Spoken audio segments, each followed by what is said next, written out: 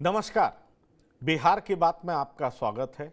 मैं हूं पंकज कुमार। इस खास पेशकश में हम चर्चा करने जा रहे हैं कि आखिरकार चिराग पासवान की पार्टी में कोहराम क्यों मचा हुआ है। अब अंदर खाने जो भी चल रहा हो, लेकिन बाहर बहुत चर्चा है कि चिराग पासवान की पार्टी फिर से टूट सकती है। ये सवाल कितना गंभीर है, इसकी हम पड़ताल करेंगे, एक एक हकीकत आपको बताएंगे, क्योंकि चिराग पासवान की ही पार्टी से एमपी राजेश वर्मा ने बात की है और उन्होंने बहुत कुछ अपना स्टैंड क्लियर भी किया है। लेकिन आप पिछले दिनों के तमाम वाकये को देखें तो आपको ये समझ में आएगा कि चिराग पासवान जिस तरीके से अपने आप को मोदी का हनुमान कहते थे, मोदी का हनुमान संसद सत्र खत्म होने के बाद जिस तरीके से बीजेपी के 4 फैसलों के खिलाफ, केंद्र सरकार द्वारा लिए गए 4 फैसलों के खिलाफ सड़क पर उन्होंने बयान दिया है, उससे बीजेपी की चिंता बढ़नी लाजमी है। उसके बाद बीजेपी ने एक और कदम आगे बढ़ा दिया। बीजेपी के प्रदेश अध्यक्ष बिहार इकाई के दिलीप जायसवाल पशुपतिनाथ पारस से मिलने पहुंच जाते हैं और इतना ही नहीं होता है। इस मुलाकात के बाद पशुपतिनाथ पारस और उनके भतीजे प्रिंस राज अमित शाह से मिलने दिल्ली पहुंच जाते हैं। कहा यह जा रहा है कि चिराग के बदलते हुए रास्ते को देखने के बाद, भांपने के बाद बीजेपी ने एक चाल चल दी है। आखिरकार एनडीए में क्या कुछ हो रहा है, किस तरह की चर्चा चल रही है, चिराग पासवान अलग लाइन क्यों ले रहे हैं और बीजेपी से अलग वो लाइन लेते हैं तो उनके बाकी एमपीज क्या करेंगे, इस पर कई तरह की बातें हैं और हम आपको हर बात बताएंगे कि आखिरकार होने क्या जा रहा है। क्योंकि चिराग पासवान को बीजेपी ने पूरा तवज्जो दिया।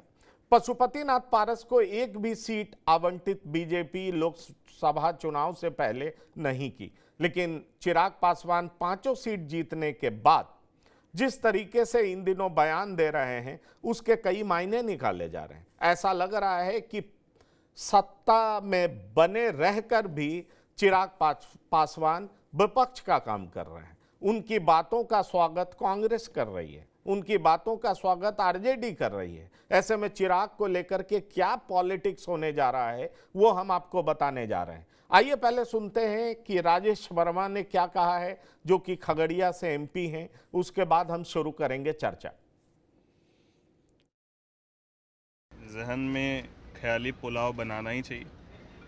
हमारी पार्टी पूरी तरीके से इंटैक्ट है और मैं अपने विषय में आपको स्पष्ट कर दूं कि जिस नेता ने राजनीतिक रूप से इतनी बड़ी पहचान दी, जिस नेता ने इतना बड़ा मौका दिया, मैं अपने नेता चिराग पासवान जी के लिए हमेशा धन्यवाद उनका और आभार व्यक्त करता हूं।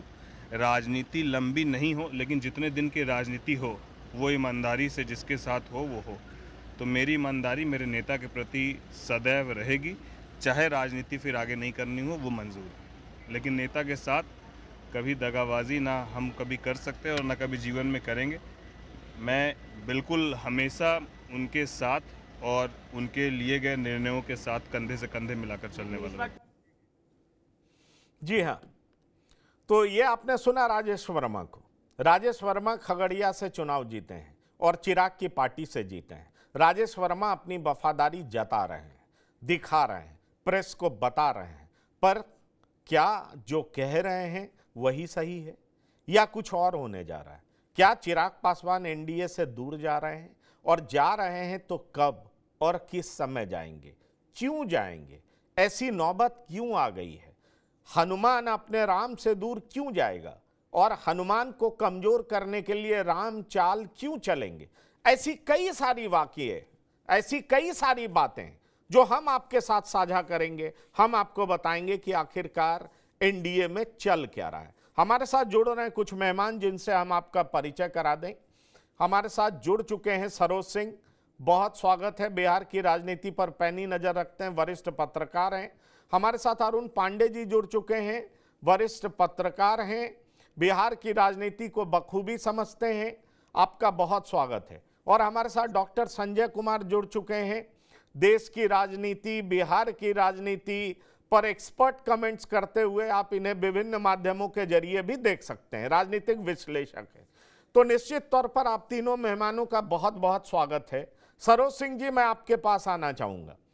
क्यों राजेश वर्मा को यह सफाई देनी पड़ रही है कि हम अपने नेता के लिए वफादार हैं, राजनीति छोटी ही सही लेकिन ईमानदारी से होगी, हम अपने नेता को छोड़कर कहीं जाने वाले नहीं हैं? ये सवाल उठ कहां से गया और राजेश वर्मा को आगे आकर के ये जवाब क्यों देना पड़ा?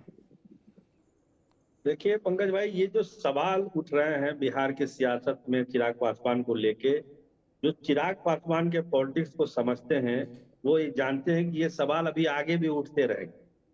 कोई नई कहानी ये नहीं हो रही है।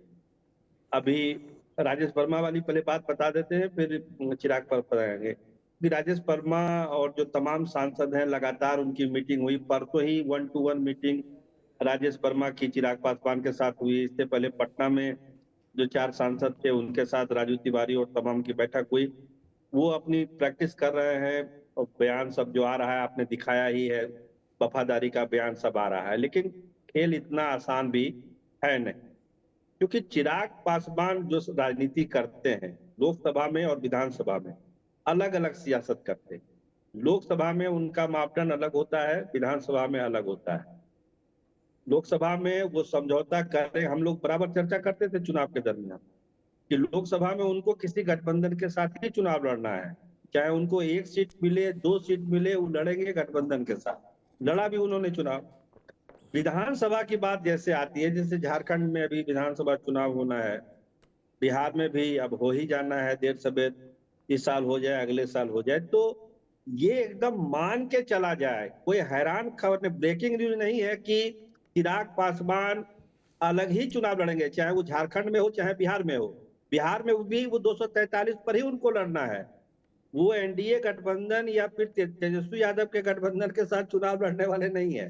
ये एकदम लिख लीजिए हमारे तरफ से, ये हम बोल दे रहे हैं, आप रिकॉर्ड भी करके रख सकते हैं कि उनको 243 सीटों पर विधानसभा का चुनाव लड़ना है और झारखंड में भी वो अकेले ही चुनाव लड़ेंगे, क्योंकि उसमें उनकी सियासत उसी आधार पर है। वो जानते हैं कि हमको अपने पार्टी का विस्तार करना है, नेता का विस्तार करना है, हमको मुख्यमंत्री बनना है बिहार का, तो हम एनडीए के फोल्ड में रह के 10-15 सीट लेके चुनाव लड़के हमको क्या मिल जाएगा? उसमें कुछ मिलना है नहीं, तो सीट ऐसे भी नहीं मिलना है। कल ही चर्चा हो रही थी कि भाई ज्यादा से ज्यादा सीटों पर जनता दल यूनाइटेड और भाजपा लड़ेगी, 105-110 के आसपास। जो बची हुई सीटें हैं वो सहयोगी दलों को दे दी जाएगी, यानी कुछ बचना नहीं है सहयोगी दलों के लिए बिहार विधानसभा चुनाव में।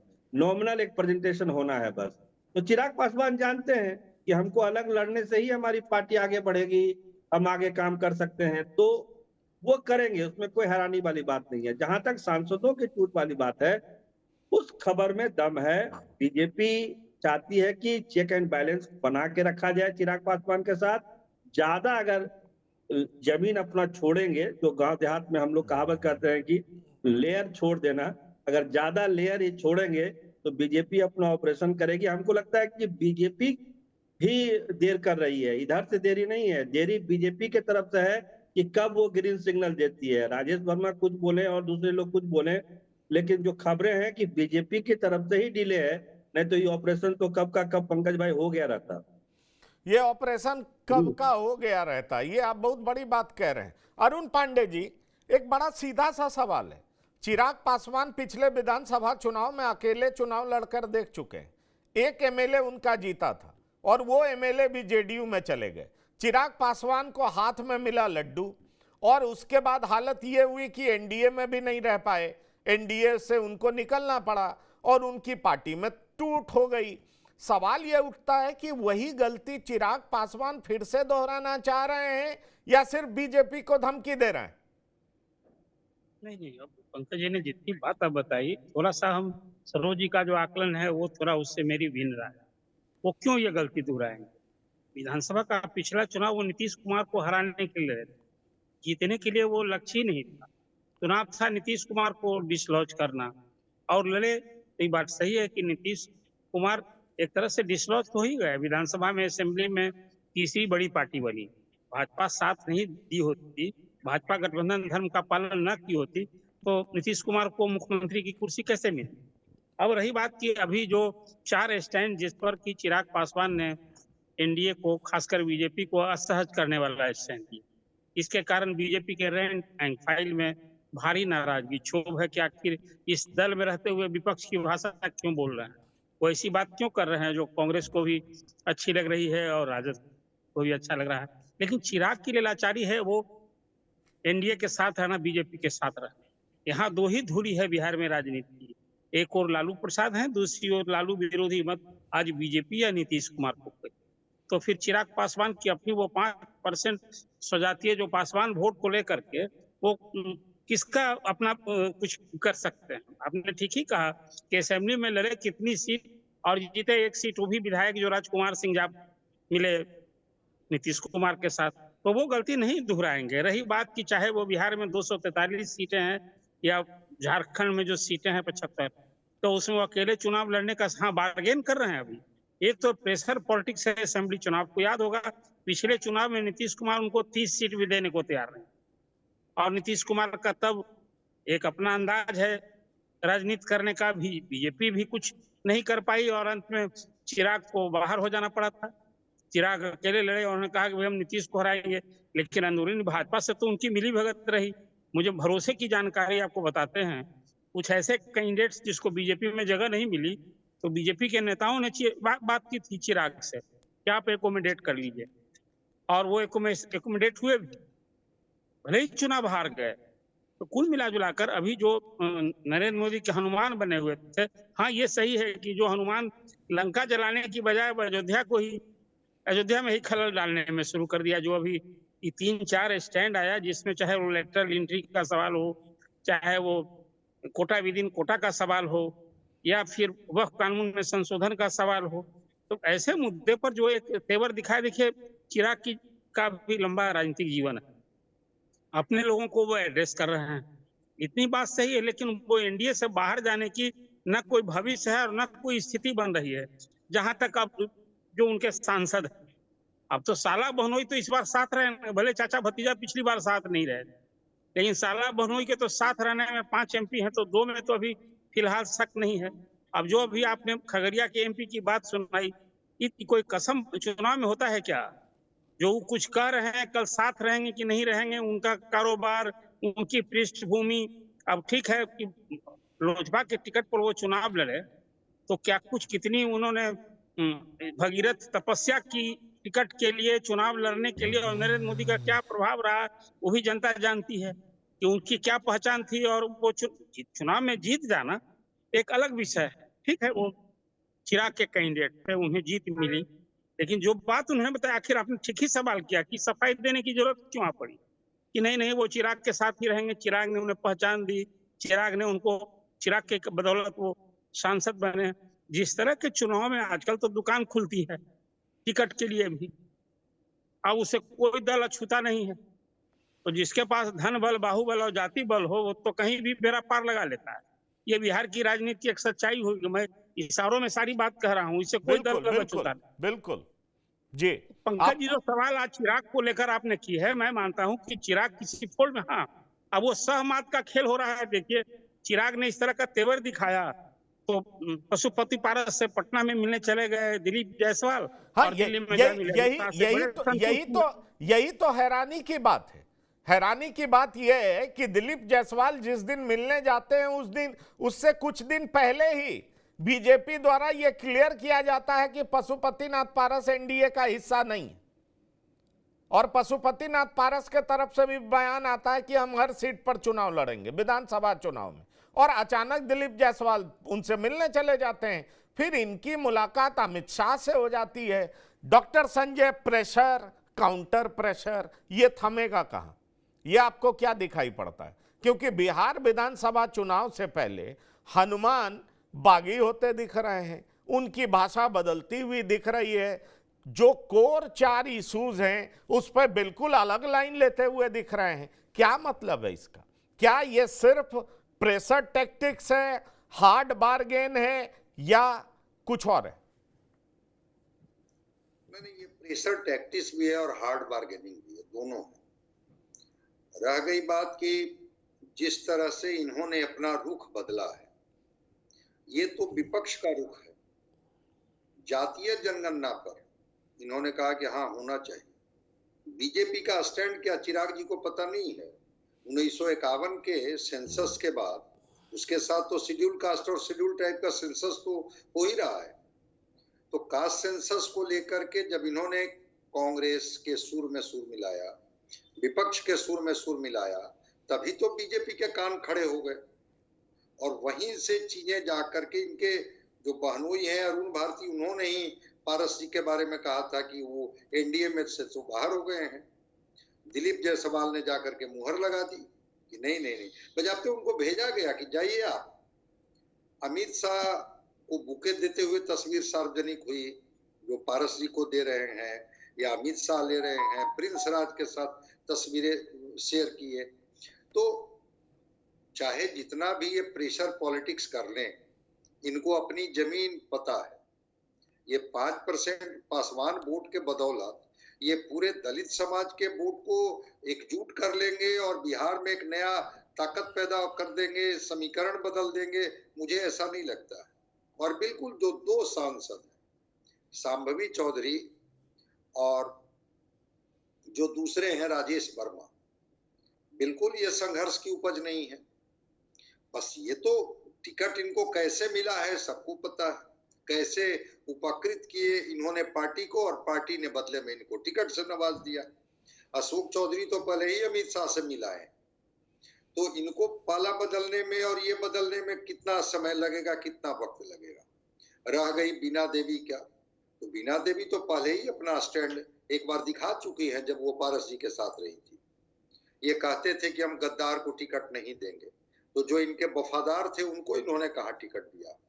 और फिर कौन सी परिस्थितियां पैदा हो गई जिसमें वीणा देवी को इनको टिकट देना पड़ा। नहीं तो ये तीन सांसदों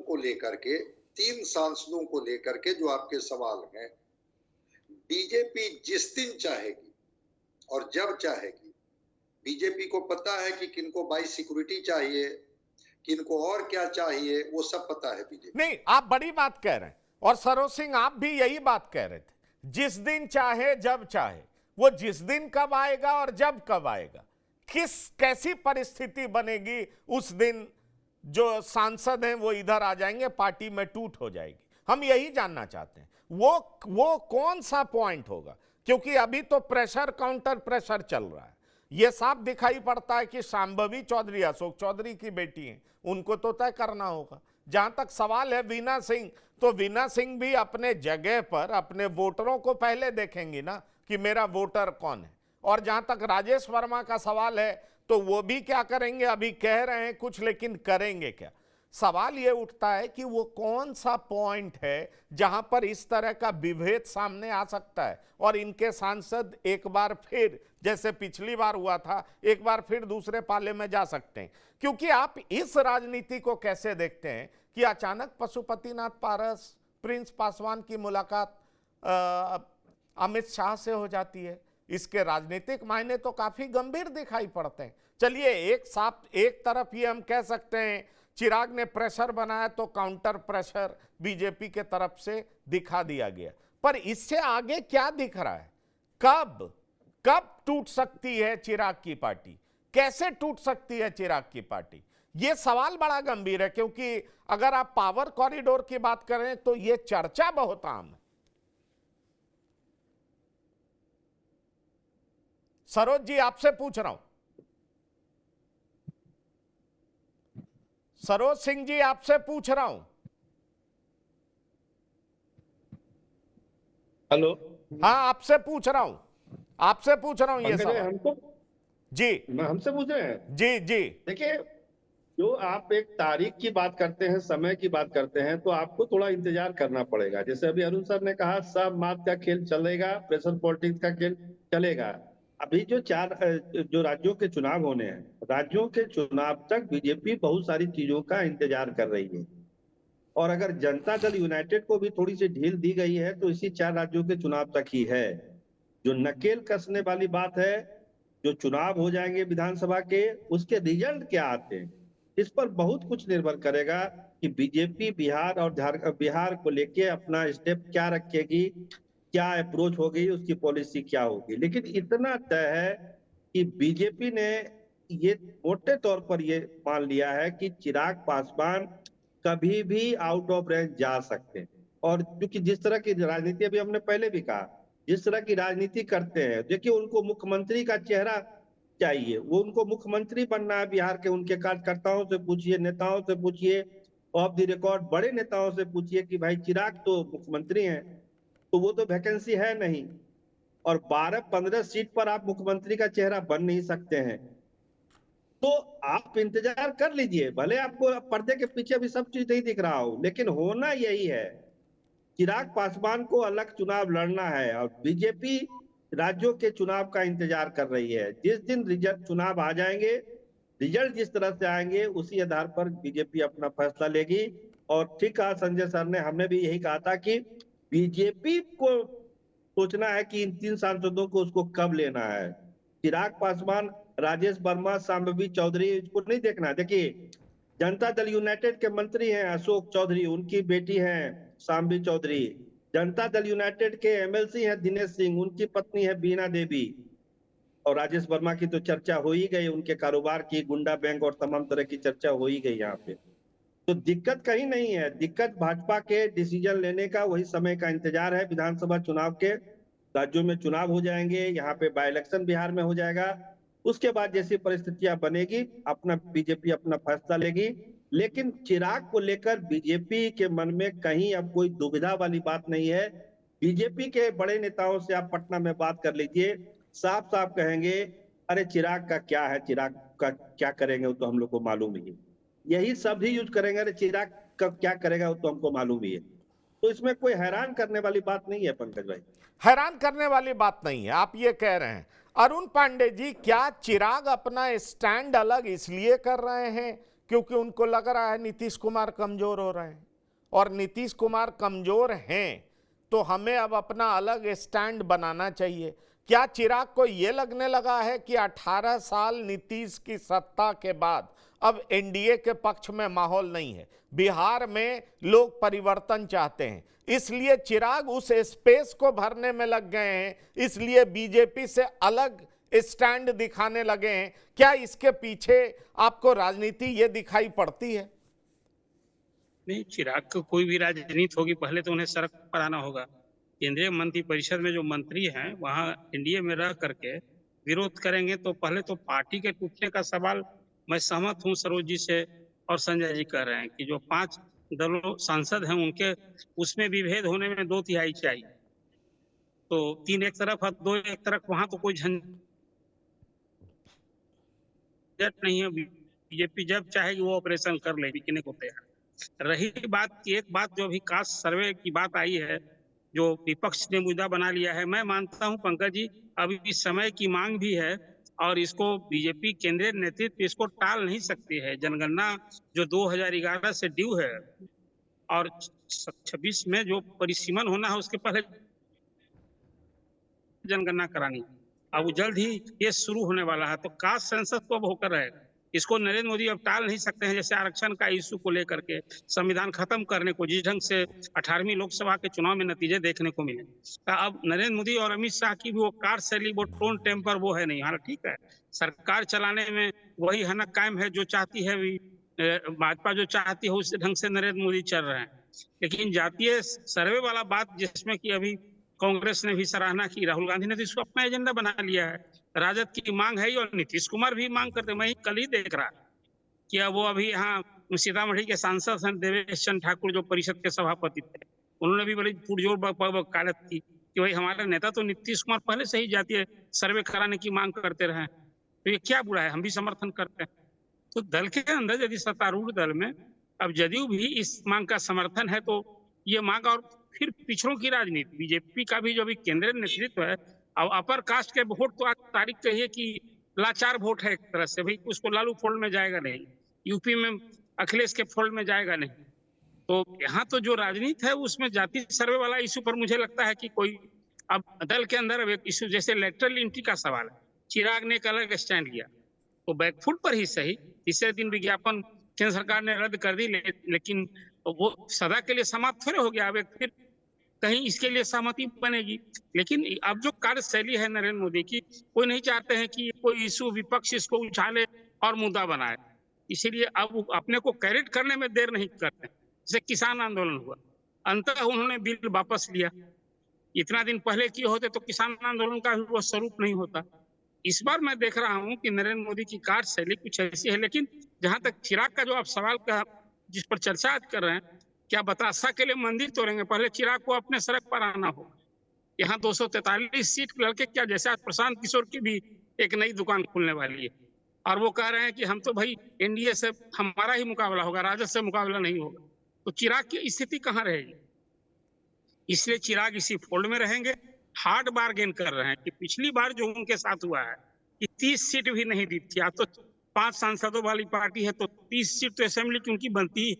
अब वह चले गए झारखंड में, झारखंड में कहा कि भाई हम तो 40 सीट की तैयारी कर रहे हैं, हम तालमेल करके लड़ना चाहेंगे, नहीं तालमेल होगा तो वहां अकेले जदयू भी पिछले 2 चुनाव से लड़ता रहा है और उसके पहले के 2 चुनाव में जदयू साथ लड़ा, उसके मंत्री भी बने थे, विधायक भी बने थे। कुल मिलाजुलाकर जहां तक चिराग की राजनीति है, एक और ठीक है कि पार्टी में टूट होनी है, टूट के कगार पर है और सांसदों को टूटना वहां बहुत कठिन नहीं होगा। लेकिन भाजपा क्यों तोड़ेगी? अभी देखिए, एक दलित वोट का भी सवाल है, चिराग के चेहरे का मतलब दलित चेहरा का भी सवाल है। कुल मिलाकर दलितों में एक मैसेज नहीं देना चाहेगी भाजपा। आपने देखा अभी कोटा फॉर कोटा का इशू आया तो प्राइम मिनिस्टर ने सीधे सभी सांसदों से भेंट की।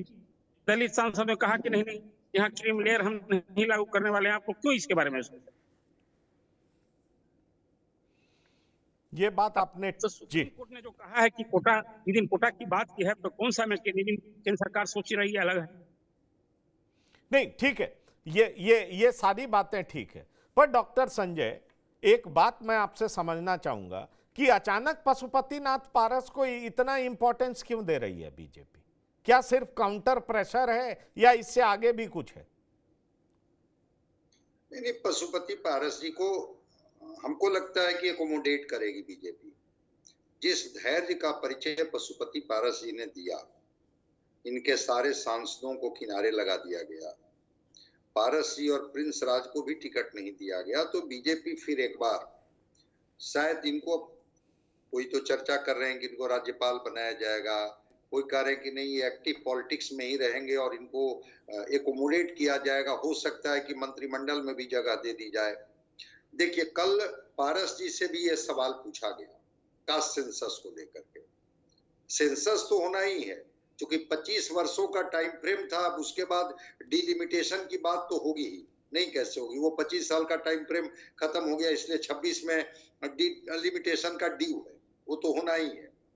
तो अगर ये कास्ट सेंसस को लेकर के जब उन्होंने उनसे पूछा गया तो उनका स्टैंड साफ था कि हम एनडीए के घटक हैं और जो स्टैंड भारतीय जनता पार्टी का होगा, एनडीए का होगा, मैं उसी स्टैंड के साथ रहूंगा। रह गई बात कि चिराग पासवान हर चीज में जो एक अपना ये कर रहे हैं, भाजपा इससे असहज है। ये पूरी सीटों पर चुनाव लड़ जाए।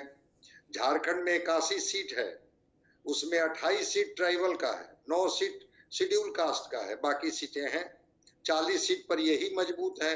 तो पिछली बार क्यों नहीं मजबूत दिखे थे वहां? पिछली बार तो ये लड़े थे, उत्तर प्रदेश में भी गए थे चुनाव लड़ने, कौन सा करिश्मा इन्होंने कर दिया था।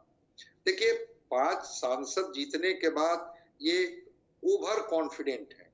भीड़ जो है, लग रहा है कि ये पूरी भीड़ हमारे वोटर हैं और बस हम मैदान में आएंगे और परिणाम लेकर के निकल जाएंगे। जो जातीय समीकरण है उसमें ऐसा नहीं है कि केवल पासवान जातियां ही मुकर हैं। ये रामविलास पासवान जी के बारे में कहा जाता था कि ये 5% वोट ये जिसको चाहते हैं, जिस गठबंधन में भी होते हैं, ट्रांसफर करा देते हैं। लेकिन ऐसा थोड़ा है कि रविदास का वोट ट्रांसफर हो जाएगा, पासी समाज का वोट ट्रांसफर हो जाएगा, जीताराम मांझी का वोट ट्रांसफर होगा। जीताराम मांझी ने ही जो कहा सब कैटेगरी पर, क्रीमी लेयर पर, पब्लिक डोमेन में कहा कि हाँ बहुत सारी जातियां छूट गई हैं। अब 22 शेड्यूल कास्ट की जातियां बिहार में है, कितनी जातियों को बेनिफिट मिला है। और वो भी तो जो वाल्मीकि, जो वहां का मजहबी सिख और वाल्मीकि समाज पंजाब का है, देवेंद्र सिंह भर से जो पंजाब सरकार का केस था, वो दलित समुदाय ही तो गए थे सुप्रीम कोर्ट में, और सुप्रीम कोर्ट ने कहा कि हाँ राज्य सरकार सब कैटेगराइज कर सकती है। जमीनी सर्वे करा करके वो लोग जो वंचित रह जाते हैं और 3% लोग ठीक है। 93% दलितों का हिस्सा खा जाते बिल्कुल। हैं, उसको ये कीजिए। उस पर जीतन राम मांझी का स्टैंड देख लीजिए, नहीं नहीं, स्पष्ट है। वो जब वो पारसी वो का स्टैंड वो तो क्लियर है, वो तो साफ दिख रहा है कि मांझी और ये एक दूसरे के खिलाफ हैं। सरोज सिंह, एक बात बताइए, अगर ये 243 सीट पर अकेले लड़ना चाहते हैं तो इनको एनडीए तो छोड़ना पड़ेगा, जैसा कि आप कह रहे हैं कि इनको मुख्यमंत्री का पद दिखाई पड़ रहा है, फिर तो केंद्र सरकार में ये बने नहीं रह पाएंगे। देखिए पंकज भाई, जो एक महत्वाकांक्षा है चिराग पासवान की, वो अल्टीमेटली ये देखिए, रामविलास पासवान ने एक बार कहा था कि चिराग पासवान में मुख्यमंत्री बनने के सारे गुण मौजूद हैं। उनके समर्थक वो तो और उनके हर बाप को लगता है कि उसका बेटा बहुत काबिल है, तो सबको लगता है काबिल है, तो हम हाँ। उसी कोड को आगे बढ़ा रहे हैं ना। उनके समर्थक क्या कहते हैं कि भाई रामविलास जी के सपने को पूरा करना है। आप चिराग पासवान के कोर ग्रुप से बात करिए तो उनका कहना है कि इनसे बड़ा चेहरा कौन है। नीतीश कुमार का तो अब एज हो गया, तेजस्वी फिट नहीं बैठ रहे हैं, मुख्यमंत्री बनेगा कौन बिहार का? चिराग पासवान से काबिल लड़का तो अब कोई है ही नहीं। तो जब इस तरह से हवा बैलून में भरी जाती है तो नेता का भी थोड़ा सा सोचने समझने का जो है गड़बड़ा जाता है मामला। चिराग पासवान को भी लग रहा है कि मुख्यमंत्री के सबसे सुटेबल कैंडिडेट 25 में हम ही हैं, और 15, 18 या 30 सीट लड़के हम मुख्यमंत्री का चेहरा नहीं बन सकते हैं। एनडीए सांसद तो वो है ही। हमने क्या कहा कि लोकसभा के लिए अलग स्ट्रेटेजी होती है, विधानसभा के लिए अलग हो सकती है। वो जो आपने मंत्रालय उनको मिला हुआ है, देखिए पंकज भाई, जो मंत्रालय उनको मिला हुआ है वो भी जानते हैं कि वो टाइम पास मंत्रालय है, उस मंत्रालय में कुछ रखा हुआ नहीं है, फिर भी वो विरोध नहीं करते हैं कि चलो जो मिल गया सो मिल गया। उनका लक्ष्य है बिहार के नंबर 1 की कुर्सी पर पहुंचना। 243 सीट पर लड़े, प्रशांत किशोर से तालमेल करके लड़े, तीसरा मोर्चा मिलके लड़े, कांग्रेस के साथ गठबंधन के मिलके लड़े, किंग मेकर वो बनना चाहते हैं। उसकी वो कोशिश 25 में वो जरूर करेंगे, और इस मौके को वो गंवाएंगे नहीं, एक अपने मंत्री पद के लिए और एनडीए के। चलिए, ये बड़ी बात कह रहे हैं। हमारे साथ रवि उपाध्याय जी भी जुड़ गए और इन्होंने चिराग की पार्टी टूट सकती है, इस पर इन्होंने बहुत कुछ बोला है। रवि जी, चिराग की पार्टी क्यों टूटेगी? चिराग की पार्टी क्यों टूटेगी? आपका स्वागत है, आप जरा इसको विस्तार से बताइए। ऐसी क्या जरूरत आन पड़ी है कि चिराग की पार्टी टूट जाएगी? ये मैं सीधा सवाल, क्योंकि सरोज सिंह कह रहे हैं, सरोज जी हमारे साथ हैं, वो लगातार कह रहे हैं कि चिराग की महत्वाकांक्षा है सीएम बनने की। एक मंत्री पद के लिए वो बहुत लंबा एनडीए के साथ चलेंगे ऐसा है नहीं। सवाल ये है कि ये परिस्थिति बन क्यों रही है? हनुमान अचानक बागी क्यों हो रहा है? और हनुमान अगर बागी होता है तो हम अचानक देखते हैं पशुपतिनाथ पारस भी इंपॉर्टेंट हो जाते हैं। ये खेल चल क्या रहा है? इसी खेल को पंकज जी, इसी खेल को समझना पड़ेगा हम लोग को। आप देखिए, चिराग पासवान की बात जो हम लोग जो कर रहे हैं कि चिराग पासवान के सांसद कुछ इधर जाएंगे कुछ उधर जाएंगे, लेकिन सरोज सिंह वरिष्ठ पत्रकार हैं, उनको थोड़ा सा वो हमसे ज्यादा ज्ञानी हैं, थोड़ा सा ये समझना पड़ेगा कि देखिए नरेंद्र मोदी से, देखिए चिराग पासवान की पार्टी के जो कुछ सांसद हैं वो अकेले अकेले भी मिल रहे हैं। वह फुटेज मीडिया में है कि नहीं है, यह जरा सरोज से आप पूछ लीजिए। अकेले अकेले मिलने का, देखिए चिराग पासवान के साथ आप जाकर के मिल रहे हैं, वह तो ठीक है, समझ में आ रही है बात कि वह पार्टी का राष्ट्रीय अध्यक्ष है, मंत्री हैं, और हमारे पार्टी के सर्वे सर्वा हैं, उनके साथ जाकर के हम प्रधानमंत्री से मिल रहे हैं, वह तो वहां तक तो ठीक है। लेकिन आप रात के अंधेरे में और चुपके से अलग से कोई कार्यक्रम तय करवा लीजिए तो वह कहीं न कहीं कुछ असहज बनता हुआ तो दिखाई पड़ता है। और सब लोग जान रहा है कि चिराग पासवान महत्वाकांक्षी हैं, उनको सीएम बनना है और सीएम मटेरियल भी हैं, यह सब कुछ कहा जाता है। ऑल ऑफ ए सडन देखिए चाचा पारस को जिस तरह से तमाम दरकिनार कर दिया गया था, यहां तक कि 20 सूत्री की कमेटी में उनकी पार्टी के एक भी सदस्य, एक भी उपाध्यक्ष नहीं बने, और तमाम एनडीए फोल्ड के जो भी बिहार में है सबको 20 सूत्री में उपाध्यक्ष और कम से कम मेंबर तो हर को बनाया गया। उपेंद्र कुशवाहा की पार्टी आरएलएम देख लीजिए, उनकी पार्टी से सदस्य बने हैं 20 सूत्री कमेटी में, और यहां पर चाचा पारस की पार्टी से कहीं कुछ नहीं लिया गया। और फिर ऑल ऑफ ए सडन चाचा पारस को देखिए कि दिलीप जायसवाल मिलते हुए नजर आ रहे हैं। अमित शाह से उनकी मुलाकात हो रही है। प्रिंस जो उनके भतीजा हैं बिहार के, उनकी पार्टी के प्रदेश अध्यक्ष हैं, पूर्व सांसद हैं। तो यह सब कहीं ना कहीं, और चाचा उत्साह से इसके बाद से लवरेज हो गए हैं। चाचा से आप दिल्ली में है, थोड़ा बात कर लीजिए। 30 तारीख को पटना आने वाले हैं चाचा। तो उनकी जो शैली है, जो बात करने का तरीका है, बॉडी लैंग्वेज है, टोटल कुछ बदल गया है पशुपति कुमार पारस का। तो ये कहीं ना कहीं वह इंपॉर्टेंस, वह उनको महत्ता एनडीए फोल्ड में फिर से मिलने लगी है, और मिलनी भी चाहिए। क्योंकि देखिए, उनकी पार्टी के एक एमएलसी हैं, बिहार विधान परिषद के सदस्य हैं। कई ऐसे एनडीए में घटक दल है जिनके एक भी एमएलए, एक भी एमएलसी नहीं है, लेकिन वो बने हुए थे। अब जाकर के किसी के 5 सांसद हो गए हैं, वो अलग फैक्टर है। लेकिन यह तो इनके तो एमएलसी हैं पारस जी के। तो ये देखिए, बात को समझने की है। देखिए, हम कोई बात बलधुनकी में और जबरन हम कोई बात कह दें तो वैसे नहीं होता है। कोई बात को समझना पड़ेगा, और बारीकी से हम लोग को, और हम लोग का काम भी है डॉट से डॉट मिलाना, डॉट से डॉट मिला करके भी हम कोई बात कहते हैं। आप यह बताइए कि चिराग पासवान की पार्टी के सांसद जाके मिल रहे हैं कि नहीं नरेंद्र मोदी अरे से? तो आप रवि जी आप डॉट से डॉट मिलाए हैं, तो पार्टी टूट कब रही है और किस परिस्थिति में टूटेगी, जरा ये बता दीजिए। देखिए, पार्टी इतनी जल्दी नहीं टूटेगी। कोई हड़बड़ाहट, कोई जल्दबाजी नहीं है। लेकिन जो कुछ बनता हुआ दिखाई पड़ रहा है, वह उसमें समय लगेगा। अभी क्यों समय लगेगा? अभी तो ऐसा कुछ होता भी नहीं आ रहा है, और ना हम ही कभी कह रहे हैं कि पार्टी टूट रही है। यह तो हम भी नहीं कह रहे हैं कि पार्टी टूट रही है, ना पार्टी में कुछ। लेकिन आप पार्टी में, आप किसी से, पंकज जी, अगर यदि बात करिएगा, कुछ न कुछ तो बात बनती हुई दिखाई पड़ रही है। आप मेरी बात से, इसमें हो सकता है कि 2 साल भी लगे, 3 साल भी लगे, लेकिन कुछ न कुछ है अंदर में। आप उसको मैनुटली, आप उसको थर्मामीटर लगाइए। आप तो डॉक्टर हैं, अच्छे डॉक्टर हैं आप। तो डॉक्टर तो थर्मामीटर को ऐसे पकड़ता है, टेम्परेचर बता देता है कि कितना टेम्परेचर है। इसलिए हमको लगता है कि आप पकड़ लीजिएगा टेम्परेचर, आप बुखार। नहीं पकड़ लेंगे, लेकिन बीमार आदमी हम तक आएगा तब तो थर्मामीटर लगाएंगे। अब बीमार आदमी आएगा ही नहीं तो कब थर्मामीटर लगाएंगे? एक सवाल यहीं पर गंभीर हो जाता है, और मैं संजय जी आपके पास भी आ रहा हूं, अरुण पांडे जी हैं। गंभीर सवाल इसलिए हो जाता है कि जब सदन चलता है, चिराग पासवान बिल्कुल सरकार की तरफ दिखते हैं, और जब सड़क पर आते हैं, सदन समाप्त होता है, कार्रवाई समाप्त होती है, चिराग पासवान ऐसी बातें करने लगते हैं कि उनकी बातों का स्वागत कांग्रेस कर रही है, आरजेडी कर रही है, विपक्षी पार्टियां कर रही है। इसका मतलब क्या निकाला जाए अरुण पांडे जी? डॉक्टर संजय कुमार, इसका मतलब क्या निकाला जाए? देखिए, ये बीजेपी के स्टैंड के साथ ये है नहीं, क्योंकि बीजेपी से जब बिहार के लोग ही मिलने गए थे, उन्होंने क्या स्टैंड लिया था? उन्होंने कहा कि जाइए बिहार में कास्ट सेंसस कराइए। अगर लगता है कि बहुत सारी कल्याणकारी योजनाएं आपके जातीय और सामाजिक गणना के आधार पर ही बनेगी, तो अब जाइए कराइए। राज्य को ये अधिकार है, राज्य अपना कास्ट सर्वे करा सकती है, केंद्र नहीं कराने जा रही है। और बजाते पार्लियामेंट में जो इनके गृह राज्य मंत्री हैं, उनके बयान है।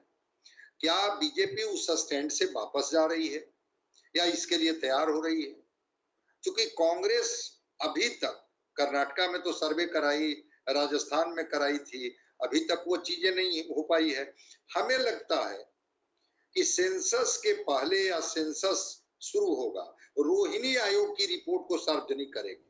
रह गई बात चिराग पासवान जी के सुर क्यों बदल जाते हैं, तो महत्वाकांक्षा पर तो सब लोग मुहर लगा ही रहे हैं ना, कि चिराग पासवान प्रेशर पॉलिटिक्स के लिए बीजेपी पर एक दबाव बना रहे हैं। अब ये अगर प्रेशर पॉलिटिक्स नहीं होता तो 81 सीट वाली झारखंड में ये 40 पर दावा कैसे कर देते कि 40 जगह तो हम मजबूत हैं, मतलब ये 40 सीट पर चुनाव लड़ना चाहते हैं। तो फिर बीजेपी कहां लड़ेगी? बीजेपी के और गठबंधन के साथी जो जेडीयू है वो कहां लड़ेगी? आजसू कहां से चुनाव लड़ेगी? और भी गठबंधन के साथी उनके कहां से लड़ेंगे? ऐसा नहीं है कि चिराग पासवान इस बात को नहीं समझते हैं कि हमारा स्टैंड बीजेपी के स्टैंड से बिल्कुल अलग जा रहा है। मैं समझता हूं कि चिराग पासवान देख रहे हैं कि कितना फोल्ड होती है बीजेपी, कितना झुकती है। अब लेटरल एंट्री पर जब इन्होंने सवाल उठाया तो ये सवाल चिराग ने नहीं उठाया बल्कि सारे लोगों ने उठाया और लेटरल एंट्री पर विड्रॉ कर गए बीजेपी या नरेंद्र मोदी विड्रॉ कर गए। इन्होंने सवाल उठाया जब कास्ट सेंसस पर, तो दो लोग जो एनडीए के घटक में हैं, एक बिहार से चिराग पासवान और एक अजीत पवार जो महाराष्ट्र से हैं, ये दो एनडीए के घटक के अलावा और किसी ने कास्ट सेंसस पर कोई आवाज एनडीए के घटक दल में नहीं उठाई है। तो चिराग पासवान भारत बंद के समर्थन में जाके खड़े हो गए, जबकि वही एनडीए के साथी जीतन मांझी का सुर सबके सामने है। ये सुप्रीम कोर्ट का फैसला है, इनका फैसला भी नहीं है। तो इस तरह से अगर हम लोग देखें तो लगता है कि जिस तरह से स्टैंड इनका बदल रहा है, चुनाव बिहार में प्रशांत किशोर वाली बात में दम है। ये प्री पोल अलायंस में जाए या पोस्ट पोल अलायंस में जाए, प्रशांत किशोर के साथ इनकी कुछ बातें हो रही हैं। अब रह गई बात कि इसका खुलासा नहीं हुआ है। हालांकि प्रशांत किशोर तो कह रहे हैं कि 242 नहीं, हमारे लोगों का कहना है कि 243 पर चुनाव लड़ेंगे। 243 पर प्रशांत किशोर चुनाव लड़ेंगे, 243 पर चिराग चुनाव लड़ेंगे, 243 पर इंडिया गठबंधन चुनाव लड़ेगी, 243 पर एनडीए गठबंधन चुनाव लड़ेगी। अच्छा है, मल्टी पार्टी सिस्टम किसी को नहीं रोक सकता है, लेकिन चिराग क्या इस तरह का फैसला लेंगे जो चिराग एक विधायक जो जीत के आए उनको भी न रोक पाए न बचा पाए। सांसद भी जो इनके हैं, बिल्कुल समय जो हो, समय जितना लगे मैं नहीं कह सकता हूं, लेकिन बीजेपी के बारे में फिर मैं कह रहा हूं कि जिस दिन बीजेपी अपना पासा फेंकेगी, इनकी पार्टी को बचाना शायद मुश्किल होगा। और ठीक बता रहे हैं रवि उपाध्याय जी कि व्यक्तिगत रूप से मिलने का मतलब क्या है भाई, सबकी महत्वाकांक्षा है और सबकी आकांक्षा है। कोई अशोक चौधरी की बेटी है तो कोई दिनेश सिंह की पत्नी है, और राजेश वर्मा तो अब कोई दूसरे काम के लिए आए थे पैरवी कराने के लिए, उनको तो टिकट ही मिल गया खगड़िया से कि भाई जाइए चुनाव लड़ लीजिए। तो उस स्थिति में बीजेपी जिस दिन अपना पासा फेंकेगी उस दिन स्थिति बदल जाएगी। लेकिन महत्वाकांक्षा इनकी है कि ये बिहार के मुख्यमंत्री के रूप में अपने को देख रहे हैं। नहीं देख रहे हैं, ठीक है, देखना कोई गैर वाजिब नहीं है। लेकिन सरोज जी ये बताइए, इसका मतलब ये क्यों नहीं निकाला जाए कि झारखंड में जाके कहते हैं हम 40 से 50 सीट पर चुनाव लड़ने को तैयार हैं, ये बिहार में हार्ड बार्गेन तो नहीं कर रहे हैं। 2020 की तरह नीतीश कुमार मजबूत तो है नहीं, अब नीतीश कुमार अलग नीतीश कुमार है। तो ये जो पूरी कवायद है, इसका मतलब कहीं ये तो नहीं है कि चिराग पासवान चाहते हैं कि हमें आप विधानसभा चुनाव में कितनी सीटें दीजिएगा अभी से तय कर दीजिए, और तय नहीं करिएगा तो हम आपसे जुदा हो जाएंगे, हम आपसे अलग हो जाएंगे। क्या उस वजह से ये दबाव बनाया जा रहा है? एकदम सही कह रहे पंकज भाई कि दबाव ही है, क्योंकि चिराग पासवान भी जानते हैं कि उनको 40 सीटें झारखंड में नहीं मिल सकती है, लेकिन मांग है 40 सीटों की। आपको हम बताएं बिहार की बात, जो मैं कहता हूं दावे के साथ कि 243 सीट पर लड़ने का ये दावा करेंगे चिराग पासवान।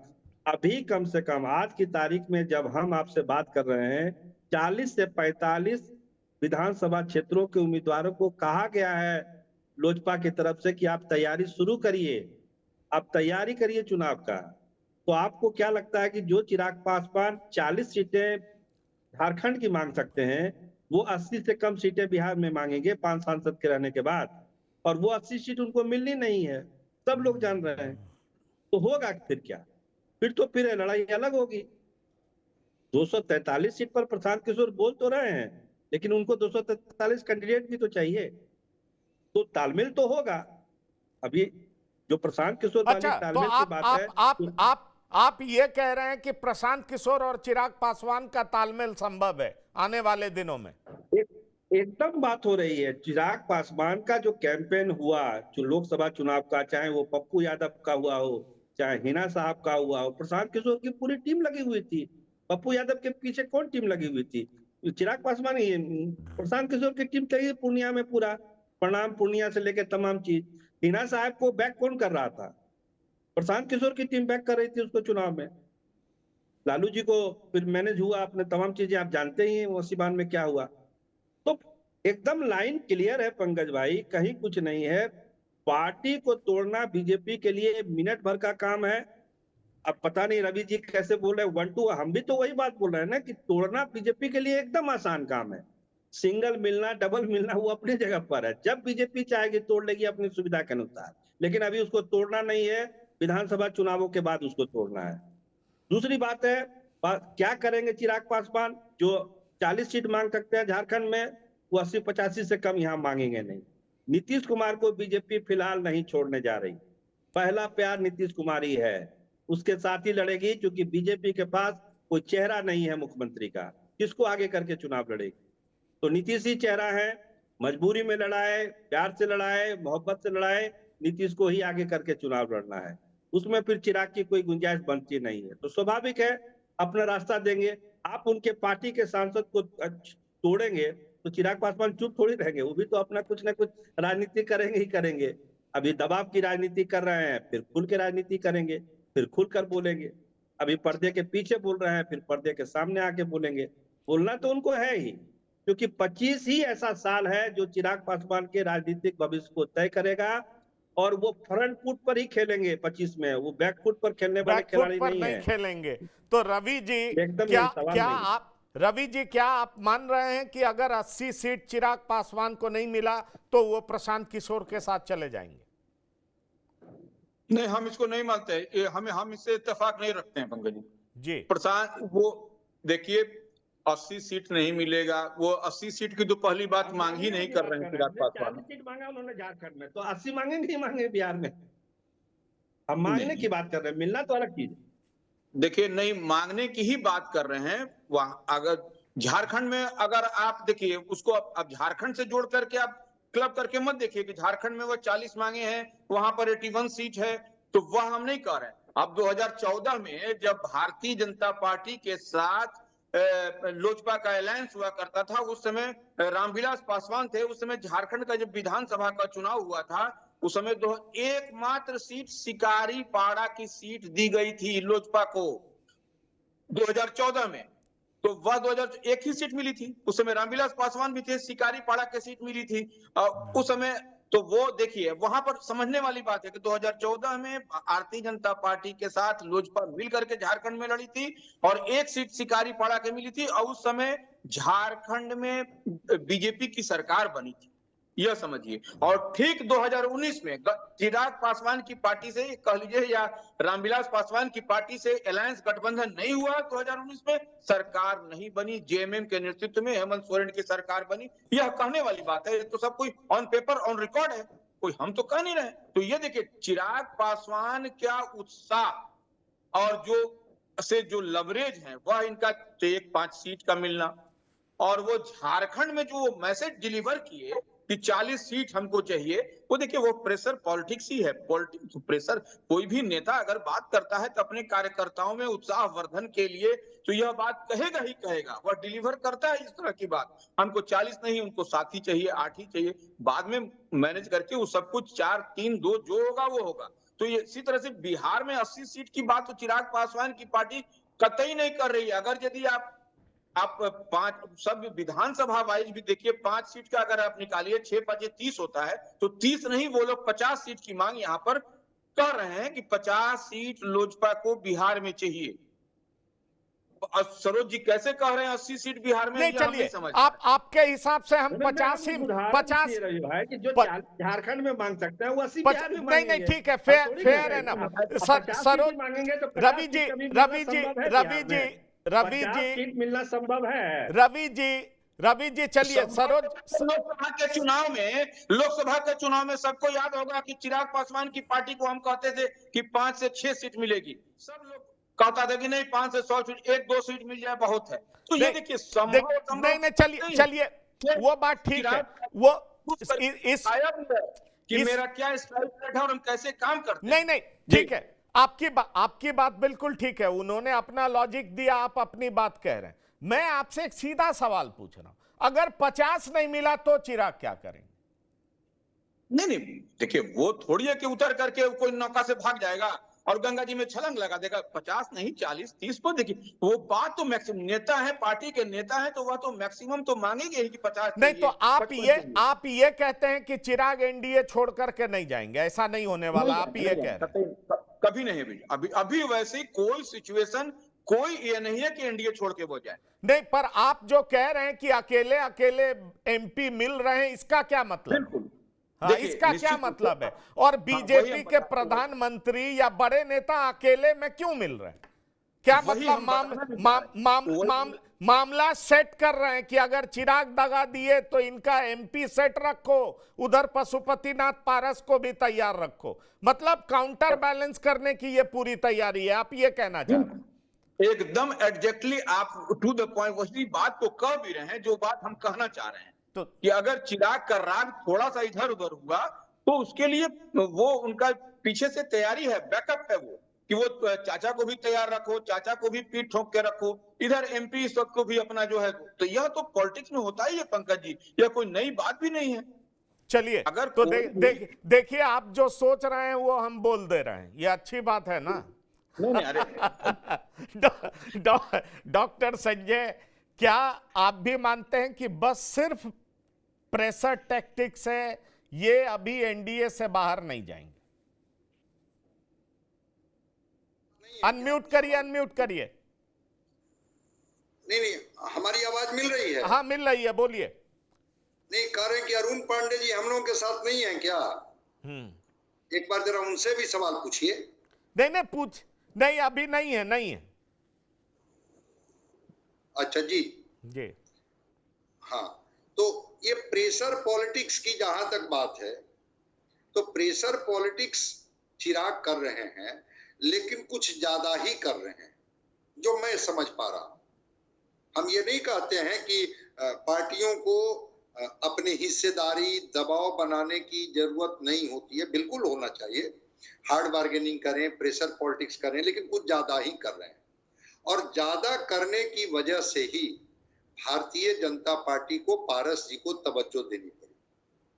पारस जी से अमित शाह की मुलाकात हुई, पारस जी को तैयार किया गया, और ठीक है अगर सब कुछ स्मूथ है, लेकिन जिस तरह से पांचों मुद्दे पर विपक्ष की तरह चिराग पासवान ने बिल्कुल स्टैंड रखा विरोध में, ये कहीं ना कहीं से बीजेपी के अंदर की तिलमिलाहट को बढ़ा दिया। हर स्टैंड पर पार्टी के खिलाफ, एनडीए के खिलाफ, एनडीए के स्टैंड के खिलाफ, शायद ये बीजेपी को सूट नहीं कर रहा। तो चिराग पासवान एनडीए में रहेंगे, लेकिन खिलाफ करके बहुत दिनों तक हमको नहीं लगता है कि बीजेपी इनको एकोमोडेट करेगी। फिर तो उनके पास बहुत तरह का जड़ी बूटी मंत्र है। चलिए, आपने अपनी बात कह दी, लेकिन एक महत्वपूर्ण बात जरूर है कि बीजेपी को कहीं ना कहीं ये लग रहा है कि चिराग पासवान कभी भी कुछ कर सकते हैं, इसलिए बीजेपी ने पहले से ही तैयारी शुरू कर दी है। अब सवाल ये उठता है कि सही में जिस तरीके की बात कर रहे हैं चिराग पासवान, अगर उसको एक्शन में भी तब्दील करते हैं तो बीजेपी भी उसकी तैयारी करके बैठ जाना चाहती है। इसलिए बीजेपी पशुपतिनाथ पारस को भी प्रमोट करने में लग गई है, और पशुपतिनाथ पारस अचानक इंपॉर्टेंट हो गए। सवाल बहुत गंभीर है। ऐसे में अगर चिराग पासवान कोई भी स्टैंड एनडीए से अलग लेंगे तो क्या उनकी पार्टी में टूट हो जाएगा, जिसकी चर्चा हम लोग कर रहे थे, तो निश्चित तौर पर हमारी नजरें उन पर बनी रहेगी। सरोज सिंह जी, आपका वैल्यूएबल इनपुट्स देने के लिए बहुत बहुत धन्यवाद। रवि उपाध्याय जी, आपका बहुत धन्यवाद। डॉक्टर संजय कुमार, धन्यवाद। अरुण पांडे जी, आपका भी बहुत बहुत धन्यवाद। तो बिहार की बात में इतना ही। ताजा तरीन खबरों के लिए आप लगातार देखते रहिए TV9। धन्यवाद, नमस्कार।